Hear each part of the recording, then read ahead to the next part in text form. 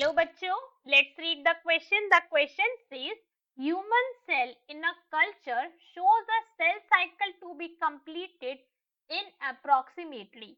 हमसे क्वेश्चन के अंदर क्या पूछा है कि जो एक ह्यूमन सेल होती है किसी भी अगर हम कल्चर के अंदर उसका डिवीजन देखें तो सेल साइकिल कितने टाइम के अंदर अपनी कंप्लीट करती है. So now let's solve the question. सबसे पहले हम क्वेश्चन को सॉल्व करने का की कंसेप्ट देखेंगे. की कंसेप्ट क्या है हमारे क्वेश्चन को सॉल्व करने का, दैट इज सेल साइकिल. हमें सेल साइकिल के ही बारे में पूछा गया है. तो सेल साइकिल अगर हमसे क्या कहा है कि ह्यूमन सेल के केस के अंदर, तो सेल साइकिल कैसी होती है, this is a cell cycle. रफली अगर हम इसको सिर्फ ऑब्जर्व करें, ऐसी होती है हमारी सेल साइकिल.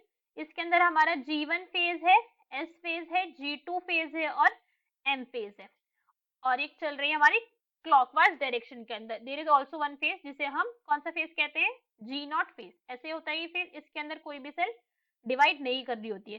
तो अगर हम ह्यूमन के केस की बात करें, ह्यूमन के केस के अंदर दे सेल साइकिल जो है कंप्लीट वन राउंड करने के अंदर कितना टाइम लेती है, it took 24 hours. Approximately 24 hours लेती है. कुछ सेल ऐसी है जो जल्दी भी डिवाइड कर जाती है, बट अगर हम इन जनरल बात करें मैक्सिमम ऑफ द सेल जो है वो क्या लेती है, वो 24 आवर्स लेती है डिवाइड करने के लिए. पूरी की पूरी साइकिल जो है जब वो रन करे तब जाके सेल साइकिल कंप्लीट होगी. तब क्या होगा, एक सेल जो है हमारी वो डिवाइड कर जाएगी 2 के अंदर. So from this what we can say that our correct answer is B, that is 24 hours. Hope you understood it well. Best of luck. Thank you.